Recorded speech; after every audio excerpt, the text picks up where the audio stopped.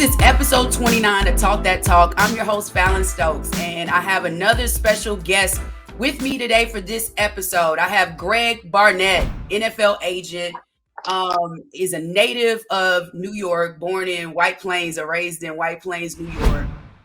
Been a certified agent since 2004, and has been, working with professional athletes for a long time now, educating them on the business and what they can do after they retire. You have negotiated numerous contracts for your athletes over the years, some big contracts as well. You attended an HBCU, Morgan State University, where you were a strong safety, played football, and in your past, you've also been an educator, being a middle school teacher. But more importantly, you are a husband and father of two young boys, raising them to become men. And, you take great pride in that. So welcome to the show, Greg. I'm so happy we could have you for this episode. Thanks for having me. Yeah. So I just want to talk about, you growing up in New York as a kid. Greenberg, and it's Greenberg. Greenberg. Okay, correct me. It's like the post office city is White Plains. Uh-huh. We like to claim our own area, our own town, and it's called Greenberg. I know. It's part of Westchester County. Gotcha. Right north of New York City. Okay, Greenberg, New York. Yes. So talk about growing up in Greenberg and that experience being a young Black kid. Well, it's pretty diverse in Greenberg. Greenberg is a small town. I would say predominantly African Americans. It's about 15, 20 miles north of New York City, okay. Westchester County. And I played all sports. One thing about that was unique about my town, it had a community center. It was called the Fairview Greenberg Community Center. And that's where you went for not only day camp in the summertime, but for all sports, basketball, football. So all the guys, we all, grew up and had a bond there at the Fairview Greenberg Community Center. And so that was what I actually didn't realize until later on in life, till probably about 10, 15 years ago, that some people actually moved into that town just because of the rec center. That's awesome. Yeah. That's awesome. So I'm assuming like a lot of young kids, it shaped, in athletics period where kids play, it prevents you from doing other things like staying out of trouble. So talk about how important that was. I don't know, that experience with it being a small community, but how important sports and those activities at community center was. Well, it's important because it gave us something to do, because just like any town or any city, there's a lot of distractions. There were other kids that chose the other route, because there were temptations of, drugs and not, selling drugs.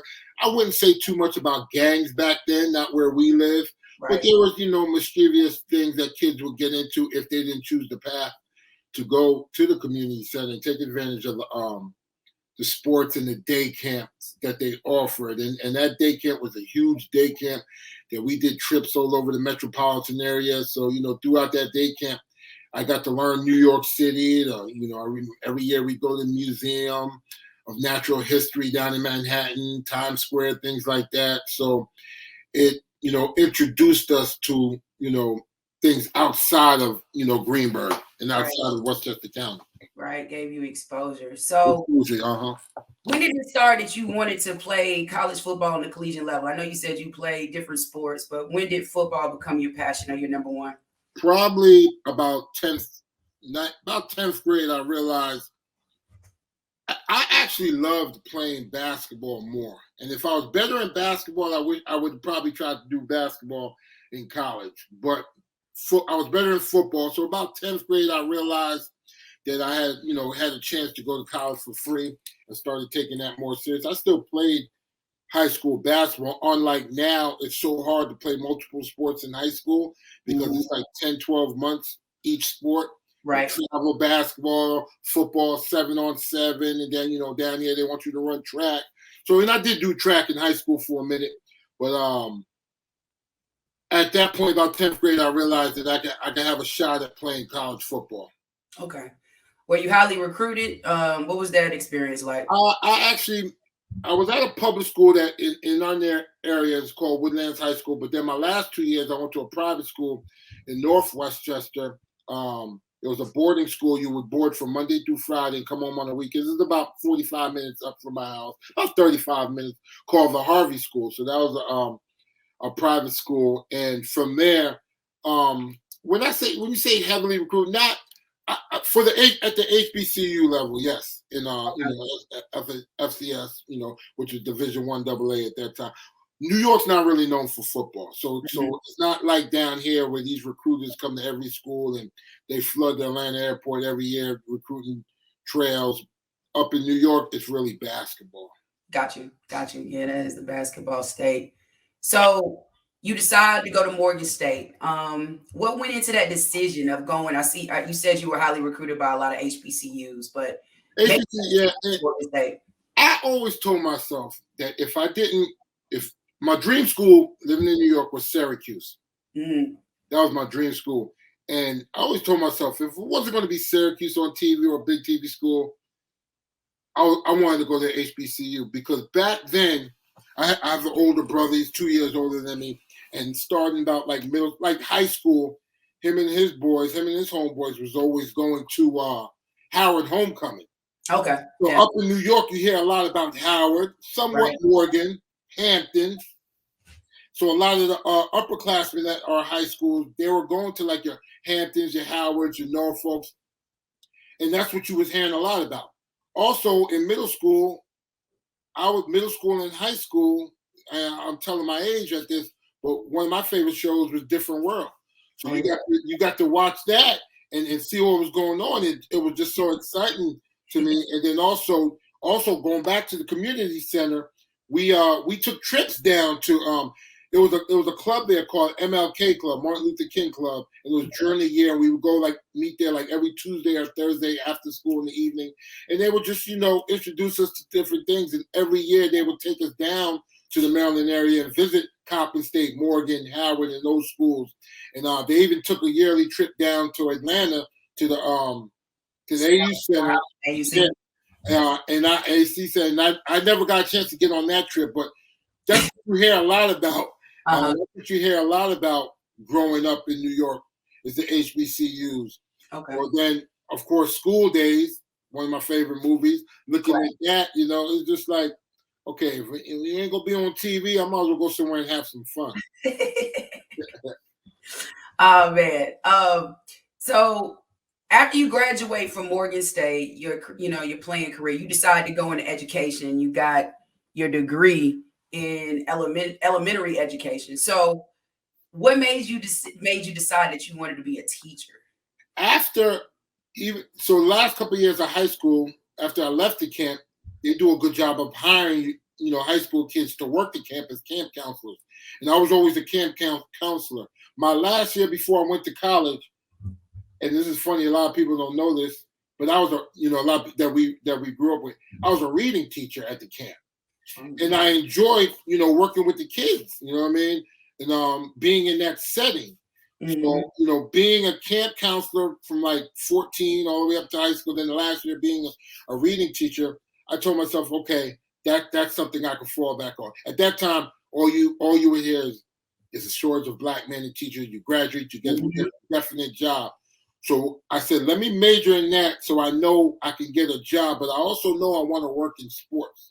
So that's what got me into teaching. And when I left college, I went in. I was a social studies teacher for 2 years, and then I was a phys ed teacher for the next couple of years. Mm-hmm. So I, got into what I'm doing now. I know you want to wait and moving. No, I mean, I'm like, to choose teaching middle school kids. Why? I mean, may have been where you found a job, but I know that's like the hardest level to. It was but I felt like at that age, that's the age that you can help kids the most.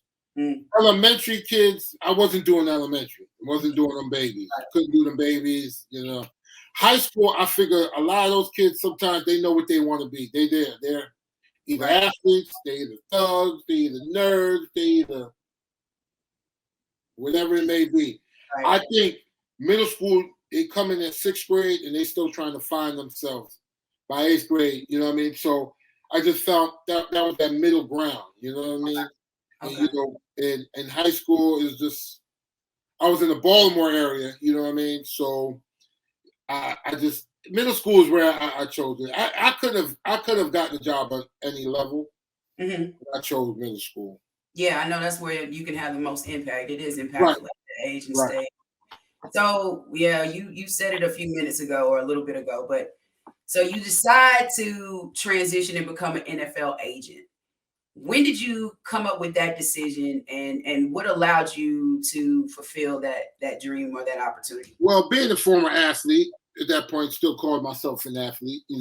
Still doing things. Playing in leagues or whatever. I saw Basketball. you cycling yesterday. Yeah. So I knew I always had a love for being in the sports realm. I didn't know at one point. In college, I remember my partner one time, a movie came on, and it was called Jerry Maguire. Yep. I watched that movie. I said, that's what I want to do. Really? I know every part. I know every word. I know every scene. I know that movie. I've seen it a million times. I said, that's what I want to do. At that point, I had a friend of mine that I met at Morgan.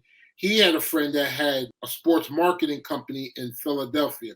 Mm-hmm. And I went up and it was kind of like an unofficial internship. It wasn't through the school or anything, but I would drive up there on weekends, drive up there in the summer, stay on this guy's couch for like 2-3 days at a time. At this time, he was doing sports marketing. He's working with athletes like Kobe Bryant. He like founded Kobe Bryant. His name is Mike Harris, and he actually was the first one to work with Kobe Bryant in the Ballast-Sindwood area right outside of Philadelphia. Okay. And so he worked with a lot of Sixers and a lot of Eagles. So I was just shadowing him, just walking around with him and just learning a bit. It was funny because it was an internship, but also a friendship that we developed. Right. So I was also hanging with him, but also learning.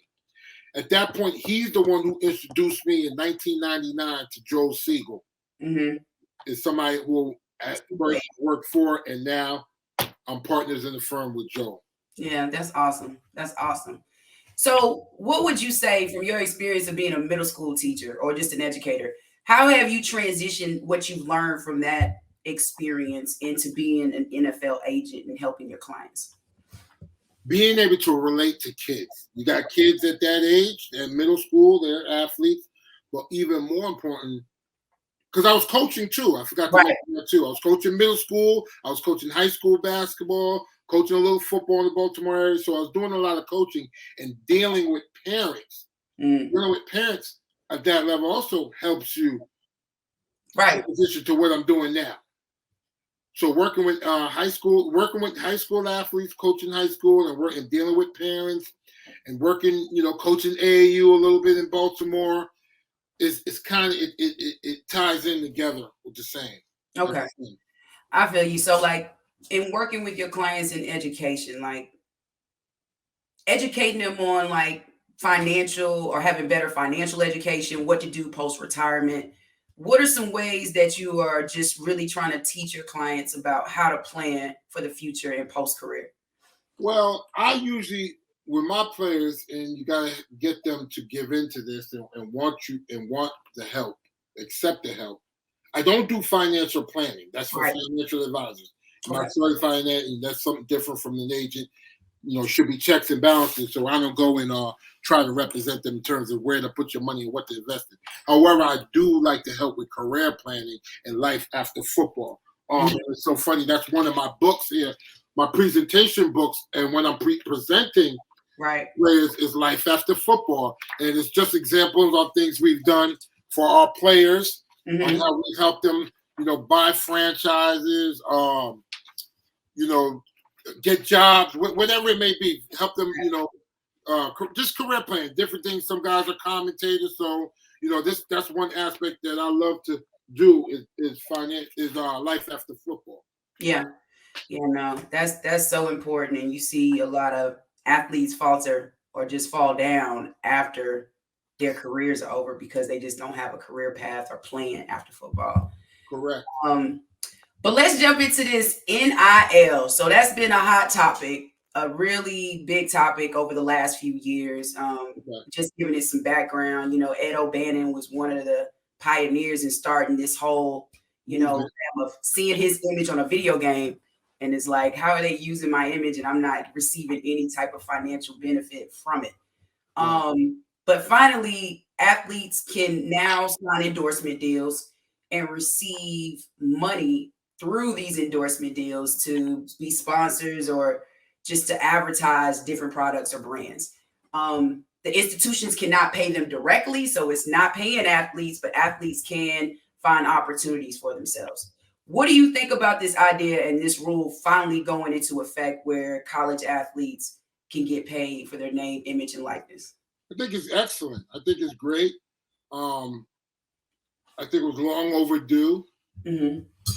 And I just overall I give it a thumbs up, 2 thumbs up for athletes to be able to get compensated for their brand and likeness on it while they're still college level. However, when it first hit a couple months ago, I had a couple friends in college, friends, sons in college, and a lot of people was hitting me up, but it's not, everybody's not going to be able to make money off of it. You're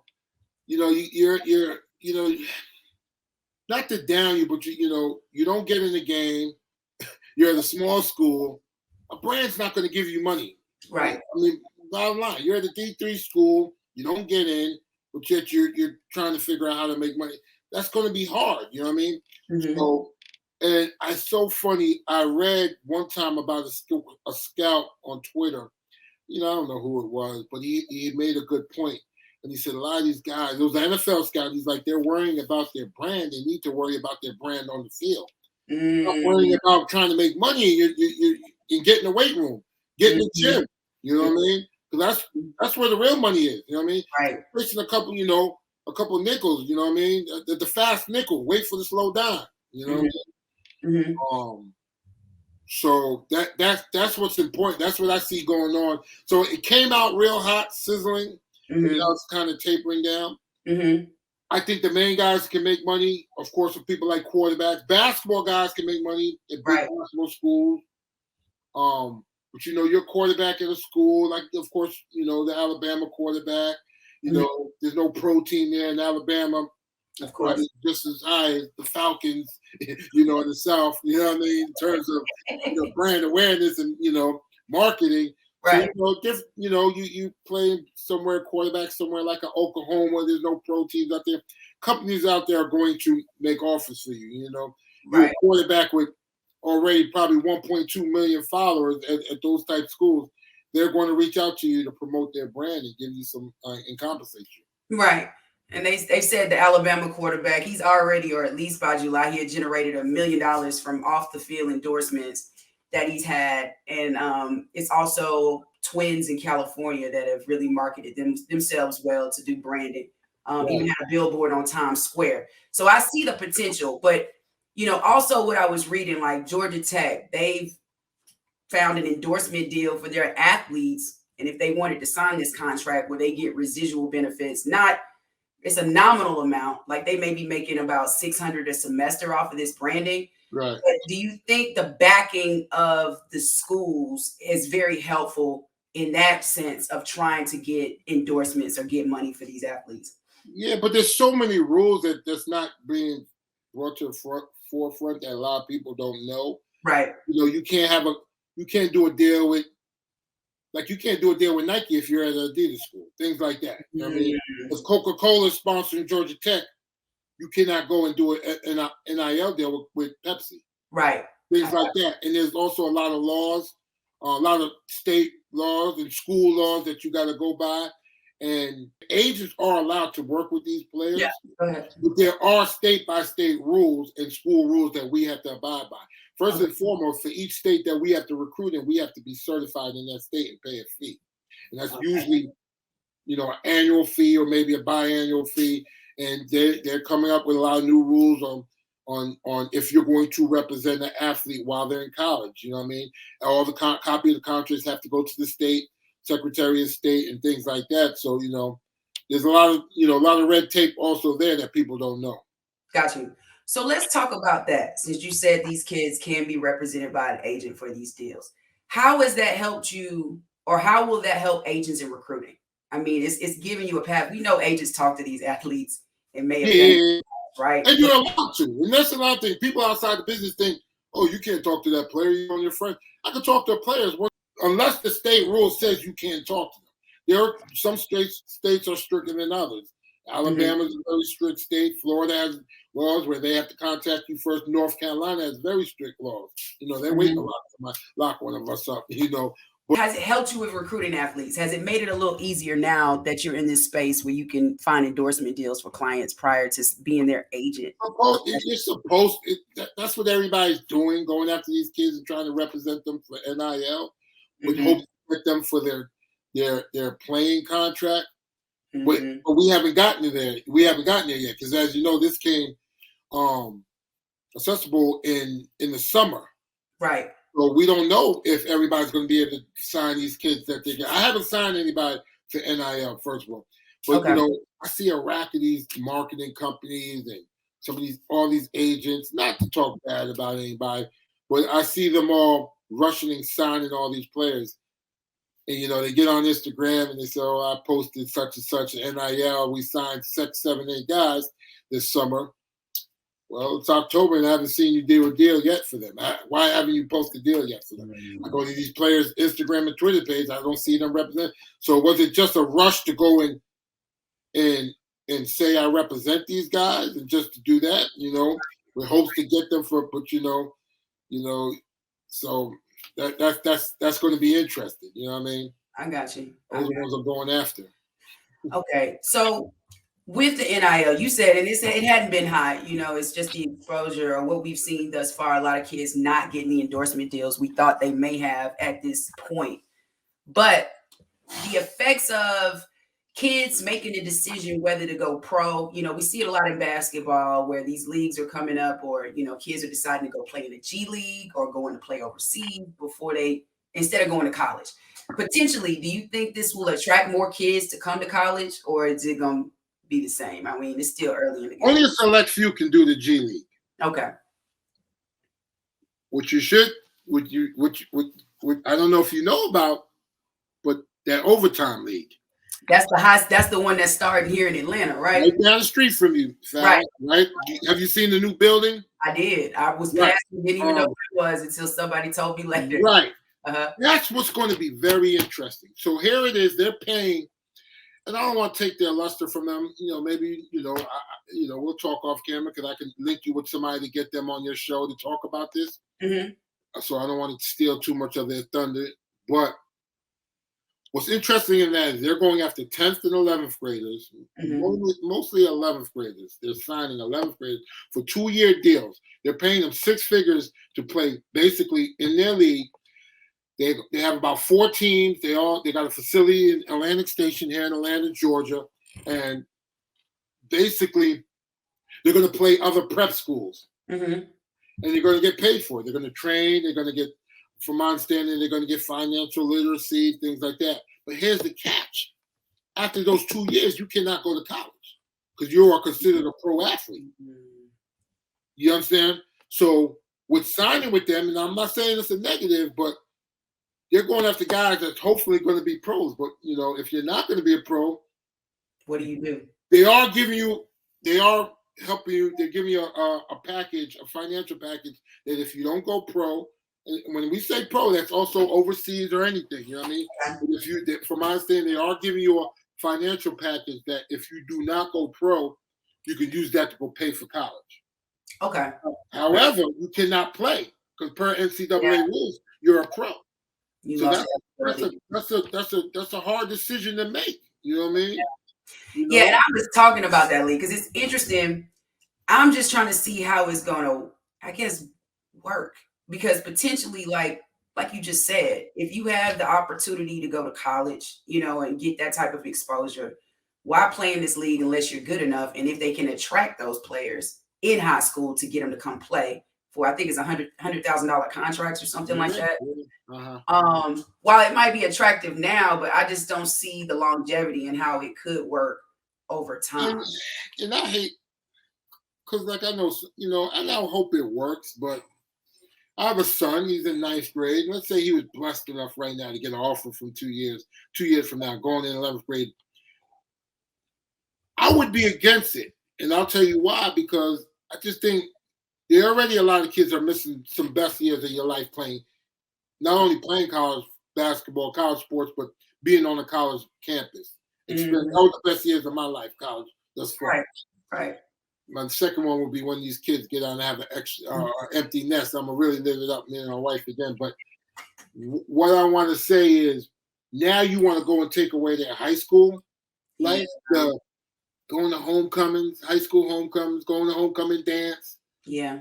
You know, meeting that high school girlfriend, walking into the cafeteria, walking into the lot. Some things that you experienced in high school, but now you're already living like a pro at 16. I know they do it in some other sports, golf and tennis and all that, but those are those kids that's been trained to be in the U.S. Open from 3 years old. They're already socially messed up. Yeah. But you know what I mean? Hey, I'm gonna say, like I said, talk the talk, right? That's what you said. You know what I mean? So my thing is, you're gonna take away the high school experience now. Yeah. You go be treated abroad, $100,000 now. Some families, are unfortunate where they can't say no to that type of money, and I understand that. But I just think some of these kids are missing out on a good part of their life, their high school life. You know what I mean? Mm-hmm. Yeah, and those are some influential years too. Yeah, you know what I mean? So of course, it's just started, so hopefully these kids won't be socially messed up, and hopefully the goal, hopefully they'll get to some pro leagues or somehow to make their money. But it's a tough decision to make because of losing that eligibility for college. Now, from my understanding, they're still trying to work something out where they can, see if they can keep that. But I don't know how that's going to happen. How that can even happen. Yeah, but then, like I said, missing out on that traditional high school, that school bus ride, that, what I mean? Some of that stuff was fun, you know what I mean? Yeah. No, that's some of the best experience, playing spades on the bus, kicking it. All of that, playing varsity basketball, watching your little bros playing JV. Yeah. Your time is coming in Friday at 8 o'clock. Y'all JV's playing now. Okay, we about to come out, pack house, rivalries, high school rivalries down here. How do you give up playing for Westlake against a Wheeler or something like that? Wheeler against a Milton. These top games to go play in a pro setting already. I mean, some kids want to do it. I'm just saying, I don't know. Only thing I thought if it worked, you getting the top-notch kids that are definitely going to be pros. But it's hard to tell that early in the game. It's kids that fizzle out in high school and then don't amount to much as a player in college on the next level. Mm-hmm. Well, Greg, I like to end the show with the talk questions. I call them the triple TQs. And I just want you to give me the responses you have off the top of your head. It's not going to kill you. It's not going to be that hard. Mm-hmm. So what advice would you give to an aspiring NFL agent, somebody who wants to get into the business? All about relationships. It's all about relationships. Anybody can do contracts. Mm-hmm. Anybody can get the CBA, study. You can learn how to do a contract, even without experience. It's all about researching. Right. But relationships, no college degree or college program, sports management, none of that stuff is going to teach you how to be an agent. I'm just going to keep it on it with you. Nothing. Sports management degrees help you to learn how to work for a team or things like that. Not that anything's wrong with that, but I hear so many young people call me or ask me that know me, hey, I'm trying to be an agent. I'm majoring in sports management. I said, oh, well, that shit ain't going to teach you anything. Some have a course here and there. Right before the pandemic, I was supposed to be an adjunct professor at Clark teaching the sports business class, which touched on the NFLPA and the collective bargaining agreement and all that. I may go back to do it. I didn't get to the point to do it because the pandemic came out here. But class like that, maybe you can get a class, something like here and there, to learn a little bit about the business part. But to be a successful agent, it's all about relationships. It's all about knowing the athletes and getting an athlete to trust you to work for them. Gotcha. It's going to differentiate you from 44 other agents that's recruiting that one player. I get it. So explain the impact that being an educator has had on, and working with the youth has had on your career as an agent. Just relationships, people, just one-on-one, just dealing with people, just interaction with people who are athletes. Because as you know, in this day and age, some of these high school in middle school athletes feel like they're entitled to things anyway, like they're pro already anyway. So, and just being a teacher and being able to manage a classroom helps you when you're able to manage 30 different personalities in the social studies classroom, it helps you to be able to deal with 30 different personalities on your clientele. Right. You understand what I'm saying? You got this quarterback who thinks he's Tom Brady, but he's not. Right. You got this other guy that don't want anything to do with anything, but he's just a great person. You know what I mean? So being able to manage different personalities in a classroom helps me manage different personalities on my client list. Gotcha. No one athlete, no one client of mine is the same. No two clients are the same. Everybody's different. Right. And the last question, what is the legacy that you want to leave for future generations? The legacy? Mm-hmm. I never really thought. I just want to leave I was always there for people who asked me to help them, you know what I mean? I'm trying to raise two men, as you know, two young boys, trying to teach them business and things. I'm really just trying to help kids learn what school is not going to teach you. That's the main thing. School is not going to teach you. College is going to teach you how to be an employee, not an employee. You know what I mean? They're not, high school, there's so many things like Algebra 2. Like, what point in your life or my life have we used that yet? Never. You're a lawyer, I'm an agent, and I'm a business owner. I don't use Algebra 2, you know what I mean? Mm-hmm. Let's teach other financial literacy. Let's teach other things, you know what I mean? Just there's so many things that these kids don't know and they're not taught, you know what I mean? So. I like that. Yeah. I like that. That's awesome. Well, Greg, I enjoyed having you on the show and the podcast. Thanks for doing this. You're awesome. And we won't tell them we've been trying to do this for 2-3 months. There's been more me than you. I apologize, but we finally got it. We did. You hard to catch up. I know it's a busy time. Yeah. Just to leave it, who's your pick this year for the Super Bowl? Or who are your picks? I don't really, you know what? Being honest with you, once I became an NFL agent, I really stopped having like a favorite team and a favorite. I grew up as a Giant fan. But no, it's like this. I grew up a Giant fan, but then living in Baltimore for such a long time and going to school there, I became a Ravens fan much recently. Well, then what happens as an agent is when you have a favorite team or you find yourself rooting for somebody and then they do something business-wise, like waive a player or cut a player or not, or you going at it over an injury grievance or something like that. Now you catch yourself saying, man, I hope y'all lose by 50 on Sunday. Right. You messing with my buddy. Well, I'm gonna go with Baltimore versus Dallas for this. I'm gonna go with Dallas. Yeah, I'm gonna go with Ravens and Cowboys for this. Yeah, Cowboys. That's what I think. I'm more going. I would like to see the Ravens win. That's who I think right now. Those are the two hottest teams right now to me. That'd be dope having two black quarterbacks in the Super Bowl. Yeah, that'd be dope. No, good picks. But again, Greg, thanks for being on the show. I enjoyed having you. And anytime you want to join, yeah, definitely. All right. Thanks for having me. Take care, Greg. I'll see you soon. All right. Bye. Well, this was another great episode 29 of Talk That Talk. I had the pleasure of having Greg Barnett, NFL agent, on the podcast, and he threw us some gems today.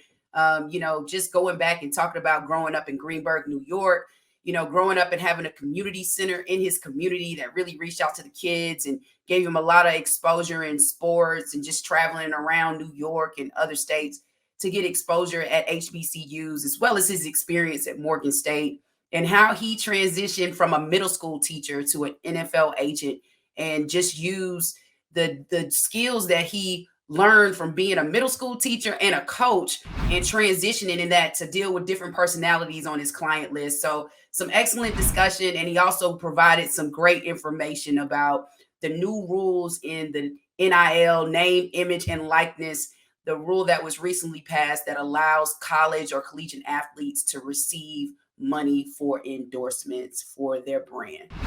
And now I'm about to give the Black business shout out like I do every episode. And this episode, I'm shouting out Hempaholics.